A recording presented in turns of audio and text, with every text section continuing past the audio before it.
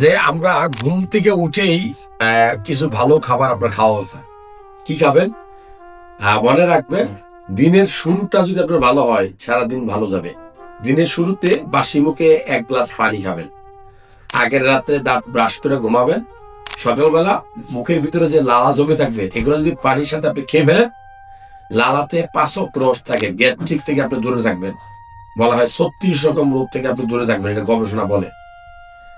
Number 1, পানি খাবেন বাসি মুখে। নাম্বার 2, আপনি আগের রাত্রে ছোলা ভিজিয়ে রাখতে পারেন, সেটা সকালে খাবেন, কাঁচা ছোলা। আপনি আগের রাত্রে কাঠবাদাম 4-5টা ভিজিয়ে রাখতে পারেন, সকালবেলা খাবেন। ভিজিয়ে খেলে গ্যাস ফর্ম হয় কম।